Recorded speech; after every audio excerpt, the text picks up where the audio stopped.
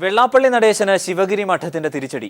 ഈഴവ സമുദായത്തിന്റെ വിവാഹ പത്രിക ഇനി മുതൽ ശിവഗിരി മഠവും നൽകും. മഠത്തിന്റെ തീരുമാനം SNDPക്ക് ഈഴവർക്കുമേലുള്ള അപ്രമാദിത്വം ഇല്ലാതാക്കുകയും ചെയ്യും. വിവരങ്ങളുമായി ഞങ്ങളുടെ പ്രതിനിധി S. ജീവൻകുമാർ ചേരുന്നു. ജീവൻകുമാർ, ഒരർത്ഥത്തിൽ വളരെ വിപ്ലവകരമായ ഒരു തീരുമാനമെന്ന് ഇതിനെ നിസ്സംശയം വിശേഷിപ്പിക്കാവുന്നതാണ്. കാരണം അതാത് ശാഖകൾ ഉപയോഗിച്ചാണ് ഈ അപ്രമാദിത്വം നിലനിർത്തിയിരുന്നത് SNDP. ഇത് ശിവഗിരി മഠം നേരിട്ട് നൽകുമ്പോൾ എന്ത് പ്രത്യാഘാതമാണ്, ദൂരവ്യാപകമായ ഫലങ്ങളാണ് സമുദായത്തിൽ അത് ഉണ്ടാക്കുക? മറ്റു വിവരങ്ങൾ കൂടി. അരുൺ സൂചിപ്പിച്ചത് തന്നെയാണ് അതിൻ്റെ ശരി. കാരണം ഈഴവ സമുദായത്തിൽ SNDP യോഗത്തിന് മാത്രമായി കഴിഞ്ഞ വർഷങ്ങളായി, അതായത് SNDP യോഗം രൂപീകരിച്ചിരുന്ന കാലഘട്ടം മുതൽ SNDP യോഗത്തിന് മാത്രമായി ഉണ്ടായിരുന്ന ഒരു അവകാശമാണ് വിവാഹ പത്രിക കൈമാറാനും മുറിക്കാനുമുള്ള അവകാശം ഉണ്ടായിരുന്നത്.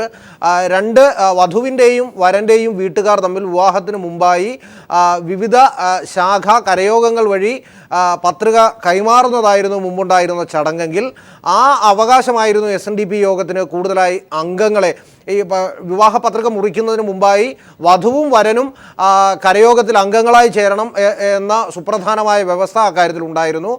അതടക്കം SNDP യോഗത്തിന് കൂടുതൽ ശാഖാ അംഗങ്ങളെ കിട്ടിക്കൊണ്ടിരുന്നതും അതുവഴിയായിരുന്നു. എന്നാൽ ഈ അവകാശമാണ് ഇനി മുതൽ ശ്രീനാരായണ ധർമ്മസംഘത്തിന് കീഴിലെ ഗുരുധർമ്മ പ്രചാരണ സഭയ്ക്ക് കൂടി ശിവഗിരി മഠം ഇപ്പോൾ കൈമാറിയിരിക്കുന്നത്. ഗുരുധർമ്മ പ്രചരണ സഭയ്ക്ക് ഇനി മുതൽ അതിൻ്റെ ശാഖകൾ വഴിയും ഇനി മുതൽ വിവാഹ പത്രികകൾ മുറിക്കാനുള്ള അവകാശമുണ്ടാകുമെന്ന സുപ്രധാനമായ ഒരു വ്യവസ്ഥ ഒരുപക്ഷെ കേരളീയ ഹൈന്ദവ സമൂഹത്തിലെ വളരെ പ്രമുഖമായ ഒരു സമുദായത്തിന് കഴിഞ്ഞ കുറേ വർഷങ്ങളായി പതിറ്റാണ്ടുകളായി അവർ കൈവശം വെച്ചിരുന്ന ഒരു കുത്തക അവകാശം ഇനി മുതൽ മറ്റൊരു സംവിധാനത്തിലേക്ക് കൂടെ മാറുന്നു എന്നത് പുതിയ കാലഘട്ടത്തിലെ രാഷ്ട്രീയമായ ഏറ്റവും വലിയൊരു ചുവടുവെപ്പായി കൂടി നമ്മൾ വിശേഷിപ്പിക്കേണ്ടതായി വരും. നേരത്തെ SNDP യോഗം പലപ്പോഴും 1000 മുതൽ മുകളിലോട്ടുള്ള തുക പലപ്പോഴും ശാഖാംഗങ്ങളുടെ അവരുടെ സാമ്പത്തികമായ വരുമാനത്തിൻ്റെ കൂടിയ അടിസ്ഥാനത്തിൽ ഉയർന്ന തുകകൾ സാധാരണഗതിയിൽ വാങ്ങിയിരുന്നു. എന്നാൽ 100 രൂപയ്ക്കായിരിക്കും ഇനി മുതൽ ഗുരുധർമ്മ പ്രചാരണ സഭയുടെ ശാഖകൾ വഴി ഈ കാര്യത്തിൽ പത്രികകൾ മുറിക്കാനുള്ള അവകാശം ഉണ്ടാവുക എന്നത് തീർച്ചയായും SNDP യോഗത്തെ സംബന്ധിച്ചിടത്തോളം ഒരു വലിയ തിരിച്ചടി തന്നെയാണ് ഈ കാര്യത്തിൽ.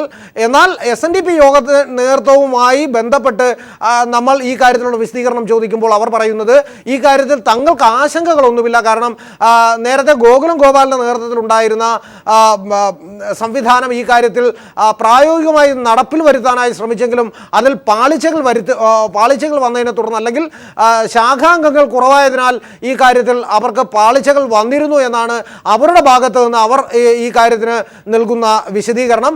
പക്ഷേ എന്നിരുന്നാൽ പോലും SNDP യോഗത്തിൽ ലളിതമായ ഒരു സംശയം എന്നുള്ളത്, അതായത് വെള്ളാപ്പള്ളി നടേശൻ നയിക്കുന്ന SNDP-കാരൻ ആവണ്ട, മറിച്ച് ഈ വിശാലമായ സമുദായത്തിൽ ഒരു ശ്രീനാരായണീയനായ ആയാൽ മതി. ശിവഗിരിയിൽ നേരിട്ട് ചെല്ലുന്ന വിവാഹവുമായി ബന്ധപ്പെട്ട് അവിടെ നിന്ന് ഈ പത്രിക കിട്ടുന്നു എന്നുള്ളതാണോ ഇതിലെ ലളിതമായ യുക്തി?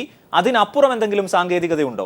തീർച്ചയായും അതിനപ്പുറത്തേക്ക് ചില സാങ്കേതികതകൾ കൂടി ഈ കാര്യത്തിലുണ്ട്. കാരണം ശിവഗിരിയിൽ നടക്കുന്ന വിവാഹങ്ങൾക്ക് മാത്രമല്ല, ശിവഗിരി ഗുരുധർമ്മ പ്രചാരണ സഭയുടെ കീഴിലുള്ള സഭകൾക്ക് ശാഖകൾ വഴിയും ഈ വിവാഹം നടക്കുമെന്നത് ഒരു വളരെ പ്രധാനപ്പെട്ട ഒരു ചുവടുവെപ്പാണ്. കാരണം ഇനി മുതൽ പ്രത്യേകിച്ച് നമ്മൾ ഈ കാര്യത്തിൽ ശ്രദ്ധിക്കേണ്ട ഒരു കാര്യം, ഇത് SNDP-യിൽ നിന്നും വിഘടിച്ചു നിൽക്കുന്ന ഒരു വലിയ വിഘടിത വിഭാഗം കേരളത്തിലെമ്പാടുമുണ്ട്.